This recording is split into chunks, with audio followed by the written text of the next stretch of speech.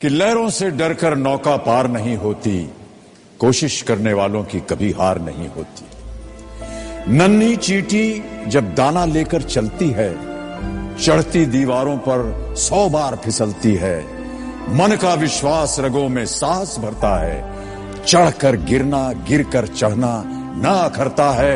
आखिर उसकी मेहनत बेकार नहीं होती, कोशिश करने वालों की कभी हार नहीं।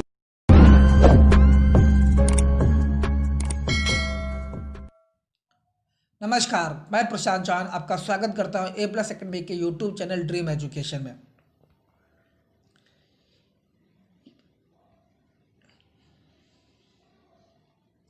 आज है 16 दिसंबर 2020 और 16 दिसंबर 2020 से जितने भी इंपॉर्टेंट क्वेश्चन बनेंगे हम लोग उसे पढ़ेंगे और आज जानेंगे। तो आज का हमारा पहला क्वेश्चन क्या है? वर्ष 2020 का गोल्डन मैन पर्यावरणीय पुरस्कार किसने जीता है? तो ये क्वेश्चन क्या कह रहा है कि 2020 का गोल्डन मैन पर्यावरणीय पुरस्कार किसने जीता। आइए इस क्वेश्चन के बारे में थोड़ा और जानें। इस क्वेश्चन की महत्वपूर्ण बातों पर हम लोग ध्यान देंगे। म्यांमार राज्य की रहने वाली पाल सिना टीवा को वर्ष 2020 का गोल्डन मैन पर्यावरणीय पुरस्कार दिया गया। तो किसे दिया गया? पाल सिन टवा को दिया गया, टीवा को दिया गया। पाल सिन टीवा या टवा जो भी है, इन्हें दिया गया। तो ये कहाँ की रहने वाली है? म्यांमार की रहने वाली हैं। कहाँ की रहने वाली है? म्यांमार की रहने वाली हैं। International union for conservation of nature ने इस पुरस्कार का वितरण किया है। इस पुरस्कार को किसने दिया है? तो international union for conservation of nature ने दिया है। यह पुरस्कार उनके प्राकृतिक संसाधन के प्रबंधन में लोगों को आत्मनिर्भर को बढ़ावा देने के प्रयास के लिए दिया गया। तो यह क्यों दिया गया है? प्राकृतिक संसाधनों के प्रबंधन के लिए दिया गया। किस लिए दिया गया? प्राकृतिक संसाधनों के प्रबंधन या उनके मैनेजमेंट के लिए दिया गया है तथा आत्मनिर्भर को बढ़ावा देने के जो भी प्रयास हैं उनके लिए दिया गया। पाल 2001 में स्थापित करेन environment and social action network के सह संस्थापक है। किसके सह संस्थापक हैं? करेन environment and social action network. इसे शॉर्ट में हम लोग किसान भी पढ़ सकते हैं। आइए इस क्वेश्चन को याद कैसे करेंगे। तो गोल्डन मैन पर्यावरणीय पुरस्कार, तो ये पर्यावरण पुरस्कार किसे मिला है? तो पाल सिन तवा को मिला है। किसको मिला है? पाल सिन तवा को मिला है। किसको मिला है? पाल सिन। तो पर्यावरण मिला है किसे? पाल सिन तवा को। पर्यावरण पास हो गया, पर्यावरण पास हो गया, पाल सिन तवा को मिला है। ये कहाँ की है? तो ये म्यांमार की रहने वाली हैं। आइए आगे बढ़ते हैं नेक्स्ट क्वेश्चन की ओर। पीएम मोदी ने किस राज्य में 30 गीगावाट के पवन ऊर्जा पार्क की आधारशिला रखी है? Option A Gujarat, option B Bihar, option C Haryana, option D Uttar Pradesh. तो आइए जानते हैं क्या है आंसर है इसका।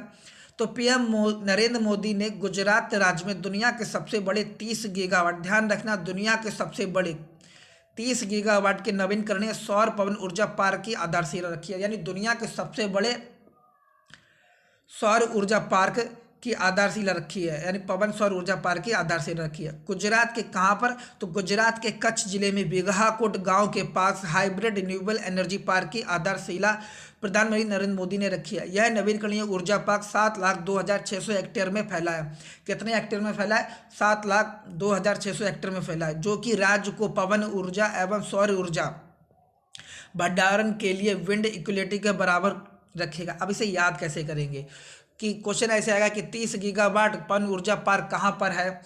तो आपको मालूम इसमें क्या लिखा है? 30 गीगावाट। अच्छा, आपको मालूम जब पवन तेज चलती है तो क्या करती है? गड़गड़ाहट करती है। क्या करती है? गजरती है या गड़गड़ाहट। आपने पढ़ा होगा ज्योग्राफी में, गजरती 40, प्रचंड 50। तो पवन क्या करती है? गड़गड़ाहट करती है, यानी गजरती है। तो कहाँ गजरती है? तो गुजरात में। पवन क्या करती है? गड़गड़ाहट करती है, बहुत तेजी से गजरती है। तो कहाँ गजरती है? तो गुजरात में। ऐसे करके याद रखते हैं कि पवन की क्या होती है? गरजना होती है ना, एकदम बहुत तेजी से गरजना हो रही है। तो गरजना कहाँ पर हो रही है? गुजरात में। पवन की गरजना हो रही है, कहाँ हो रही है? तो गुजरात में। ऐसे करके याद कर सकते हैं। अगला हमारा क्वेश्चन है, GRSE कोलकाता ने प्रोजेक्ट 17A के तहत किस नाम से पहला जहाज लॉन्च किया? Option A Saubhagni, option B Hemlata, option C Hemgiri, option D none of this. आइए इस क्वेश्चन के बारे में जानें। कोलकाता ने Garden Reach Ship Builders and Engineers Limited द्वारा प्रोजेक्ट 17A जहाज़ों के अंतर्गत हेमगिरी का जलावतरण किया गया है। कहाँ पर किया गया? जलावतरण किया गया है। तो GRSE ये है क्या? तो garden Reach Ship Builders and engineering है। प्रोजेक्ट 17A के तहत 7 नए जहाज़ों का निर्माण कर रहा है। कितने जहाज़ों का? 7। जो 17A प्रोजेक्ट है वो 7 बनाएगा। 17A प्रोजेक्ट कितने जहाज बनाएगा? तो 7 जहाज बनाएगा, जिनमें से 4 Mazagon dock ship builders limited और GRSE में 3 जहाज आधुनिक स्टील सुविधाएं, उन्नत स्वदेशी हथियार और सेंसर के साथ कई अन्य सुधारों के साथ बनाए जा रहे हैं। तो जो ये आगे पढ़े इसके बारे में। P-17A जहाज की GRS निर्मित पहला गैस टरबाइन संचालक शक्ति वाला सबसे बड़ा लड़ाकू पोत होगा। ये क्या है? एक लड़ाकू पोत है। क्या है? लड़ाकू पोत।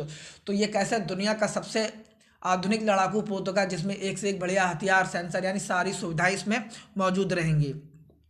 तो इसका नाम क्या? हिमगिरी है। क्या नाम है इसका? हिमगिरी। तो GRS कोलकाता ने प्रोजेक्ट 17A के तहत किस नाम से पहला जहाज लॉन्च किया है? अच्छा, जो ये जहाज है वो किससे संबंधित है? वो लड़ाकू से संबंधित है। कि ये जहाज कैसा है? लड़ाकू पोत है। तो भाई जो लड़ाकू पोत होगा वो क्या बन के आएगा? लोगों के लिए काल बन के आएगा। तो काल से क्या होगा? कोलकाता। और लोगों पर गाज बन के गिरेगा। क्या बन के गिरेगा? तो गाज बन के गिरेगा। तो गिरे से क्या हो गया? हिमगिरी। तो हिमगिरी गाज बन के गिरेगा, यानी लोगों का काल बनेगा। कहाँ बनेगा? कोलकाता में। हिमगिरी लोगों का काल बनेगा। कहाँ बनेगा? कोलकाता में। ये लोगों के ऊपर गाज गिराएगा। तो गाज गिराएगा कौन? गिराएगा हिमगिरी। और काल बनेगा कहाँ बनेगा? कोलकाता में। ऐसे करके याद कर सकते हैं। आइए आगे बढ़ते हैं अपने नेक्स्ट क्वेश्चन के। किस संगठन ने श्वेत पत्र vision 2035 public health surveillance in India जारी किया है? रक्षा मंत्रालय, नीति आयोग, गृह मंत्रालय या सड़क एवं परिवहन मंत्रालय? आइए आगे बढ़ते हैं इस क्वेश्चन के बारे में। तो यह नीति आयोग से संबंधित है। किससे संबंधित है? नीति आयोग से। नीति आयोग की फुल फॉर्म क्या है? National information transferring in India.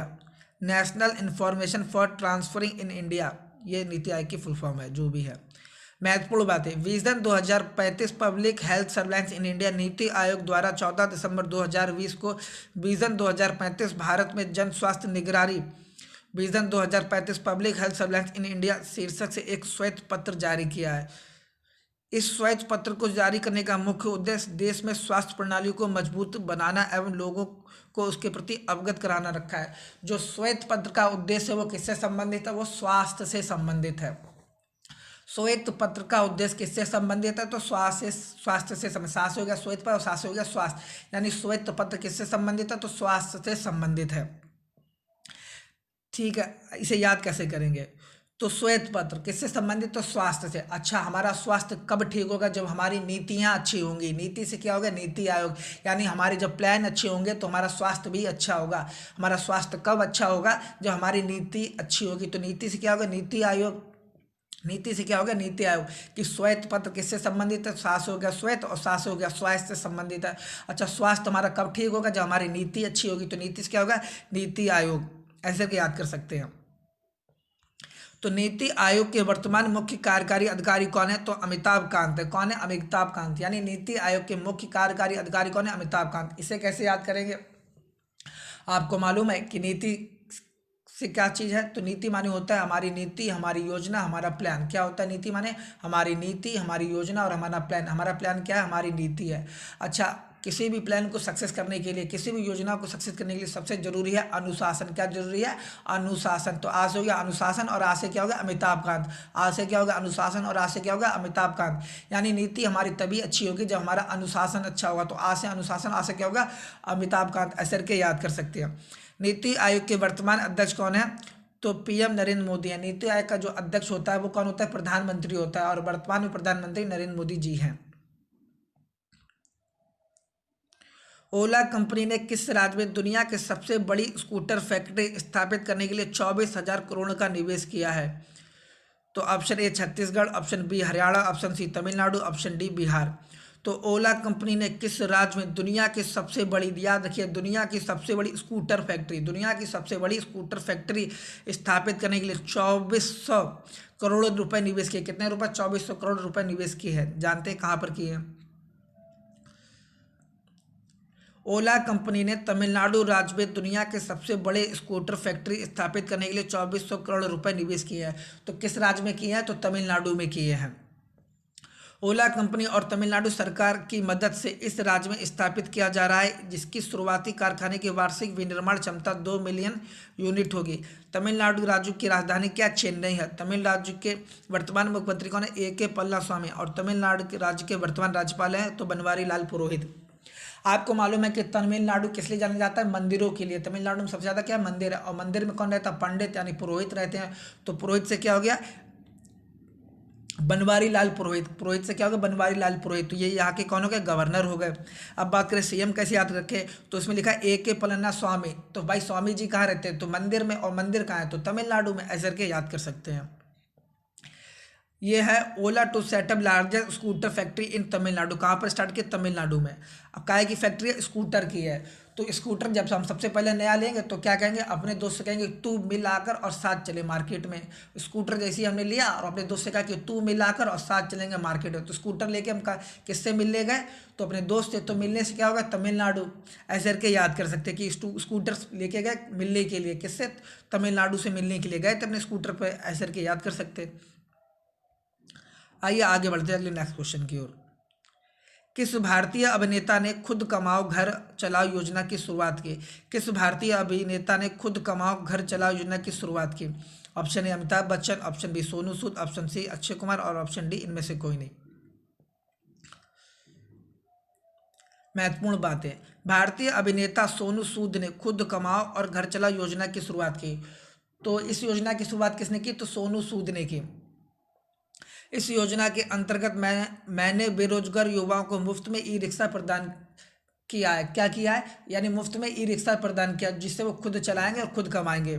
उन्होंने इस पहल की शुरुआत कोविड-19 महामारी के बीच नौकरी गंवा चुके लोगों को अपने जीवन के कार्य बसर करने में मदद के उद्देश्य से शुरू की है।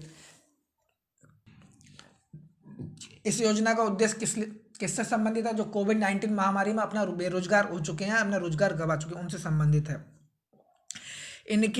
इसके लिए उन्होंने श्याम स्टील इंडिया के साथ समझौता किया है। तो सोनू सूद ने किसके साथ समझौता किया? तो श्याम स्टील इंडिया के साथ। सासे हो गया सोनू सूद, सासे क्या हो गया? श्याम। यानी श्याम स्टील इंडिया के साथ समझौता किसने किया है? तो सोनू सूद ने। अब इस क्वेश्चन को याद कैसे करेंगे कि खुद कमाओ और घर चलाओ। अच्छा, खुद कमाओ और घर चलाओ, तो हम भाई खुद कमाएंगे और खुद कमाएंगे और अपना घर चलाएंगे। कैसे? हमें सैलरी मिलेगी। अच्छा, हमें सैलरी मिलेगी तो किसकी वजह से मिलेगी? तो सोनू की वजह से। सोनू की वजह से हमें क्या मिलेगी? सैलरी मिलेगी। तो हम खुद कमाएंगे और खुद चलाएंगे। जो योजना है खुद कमाओ और घर चलाओ, ये योजना है, तो इससे क्या होगा? हमें सैलरी मिलेगी। और सैलरी किससे मिलेगी? तो सोनू सूद की वजह से। ऐसे करके याद कर सकते हैं। सासे हो गया सोनू सूद और सासे हो गया सैलरी मिलेगी। क्यों? क्योंकि हम खुद कमाएंगे और घर चलाएंगे। तो ये ई रिक्शा इसमें मिलेगा। इस योजना में आपको ई रिक्शा मिलेगा, जो आप फोटो में देख सकते हैं। अगला क्वेश्चन हमारा है, 1959 के हिंद केसरी खिताब के विजेता का निधन हुआ है, तो उनका नाम क्या था? यो आप जो देख रहे हैं फोटो में, ये है हिंद केसरी के विजेता। कौन है? इनका नाम जानते हैं क्या है? तो हिंद केसरी खिताब के विजेता कौन है? जिनकी ये फोटो है, इनका नाम क्या है?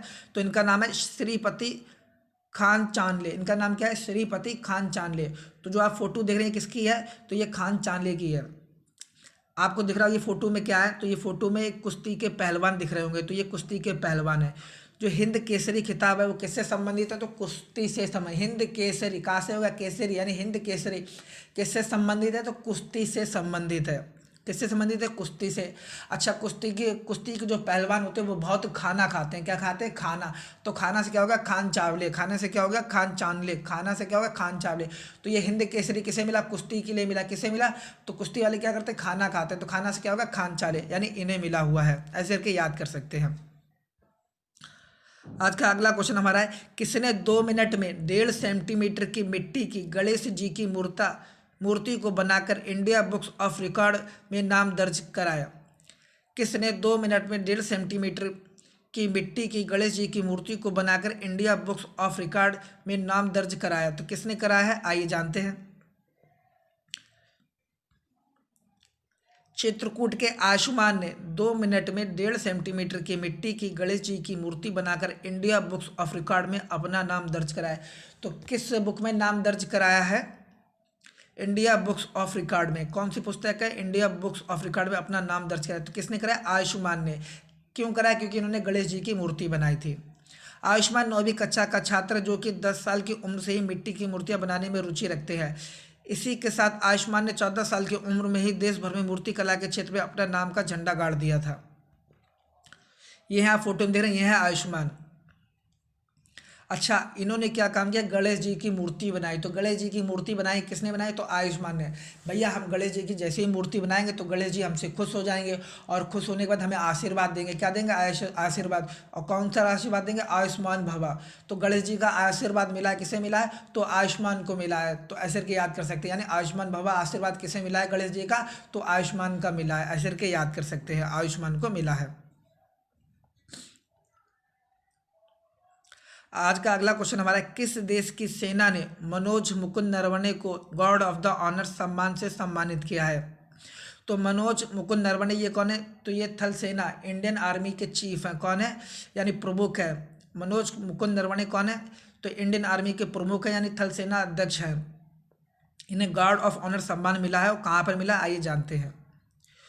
खाड़ी देशों की यात्रा पर गए भारतीय सेना प्रमुख जनरल मनोज मुकुंद नरवणे को संयुक्त अरब अमीरात में सेना के मुख्यालय में गार्ड ऑफ ऑनर सम्मानित किया गया। भारतीय सेना प्रमुख की यात्रा का मुख्य उद्देश्य खाड़ी क्षेत्रों के बीच भारत के साथ रक्षा एवं सुरक्षा संबंधों को बेहतर एवं मजबूत करना रखा गया। संयुक्त अरब अमीरात की राजधानी क्या नाम है, आबू धाबी।